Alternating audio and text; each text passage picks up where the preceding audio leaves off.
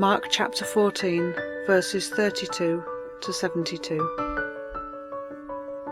They came to a place called Gethsemane, and Jesus said to his disciples, "Sit here while I pray." He took Peter, James and John with him. Distress and anguish came over him, and he said to them, "The sorrow in my heart is so great that it almost crushes me. Stay here and keep watch." He went a little farther on, threw himself on the ground and prayed that, if possible, he might not have to go through that time of suffering. "Father," he prayed, "my Father, all things are possible for you. Take this cup of suffering away from me. Yet not what I want, but what you want." Then he returned and found the 3 disciples asleep. He said to Peter, "Simon, are you asleep? Weren't you able to stay awake for even 1 hour?" And he said to them, "Keep watch and pray that you will not fall into temptation. The spirit is willing, but the flesh is weak." He went away once more and prayed, saying the same words. Then he came back to the disciples and found them asleep. They could not keep their eyes open, and they didn't know what to say to him. When he came back the 3rd time, he said to them, "Are you still sleeping and resting? Enough, the hour has come. Look, the Son of Man is now being handed over to the power of sinners. Get up, let's go. Look, here is the man who is betraying me." Jesus was still speaking when Judas, one of the 12 disciples, arrived. With him was a crowd armed with swords and clubs and sent by the chief priests, the teachers of the law and the elders. The traitor had given the crowd a signal. "The man I kiss is the one you want. Arrest him and take him away under guard." As soon as Judas arrived, he went up to Jesus and said, "Teacher," and kissed him. So they arrested Jesus and held him tight. But one of those standing there drew his sword and struck at the high priest's slave, cutting off his ear. Then Jesus spoke up and said to them, "Did you have to come with swords and clubs to capture me, as though I were an outlaw? Day after day I was with you teaching in the temple, and you did not arrest me. But the scriptures must come true." Then all the disciples left him and ran away.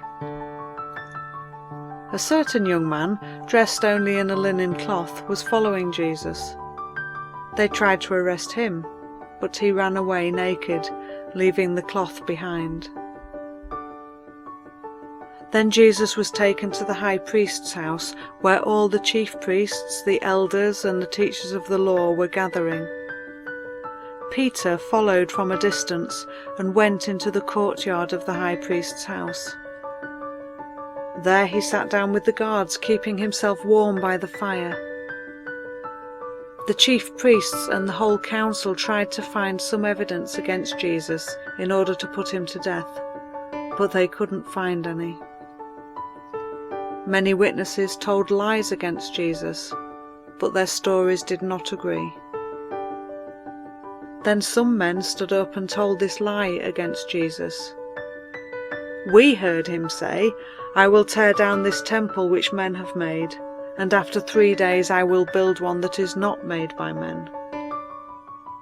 Not even they, however, could make their stories agree. The high priest stood up in front of them all and questioned Jesus. "Have you no answer to the accusation they bring against you?" But Jesus kept quiet and wouldn't say a word. Again, the high priest questioned him. "Are you the Messiah, the Son of the blessed God?" "I am," answered Jesus, And you will all see the Son of Man seated at the right hand of the Almighty and coming with the clouds of heaven." The high priest tore his robes and said, "We don't need any more witnesses. You heard his blasphemy. What is your decision?" They all voted against him. He was guilty and should be put to death. Some of them began to spit on Jesus, and they blindfolded him and hit him. "Guess who hit you?" they said. And the guards took him and slapped him. Peter was still down in the courtyard when one of the high priest's servant women came by. When she saw Peter warming himself, she looked straight at him and said, "You too were with Jesus of Nazareth?" But he denied it. "I don't know. I don't understand what you're talking about," he answered, and went out into the passageway. Just then, a rooster crowed. The servant woman saw him there and began to repeat to the bystanders, "He is one of them." But Peter denied it again. A little while later, the bystanders accused Peter again. "You can't deny that you are one of them, because you too are from Galilee." And Peter said, "I swear that I'm telling you the truth.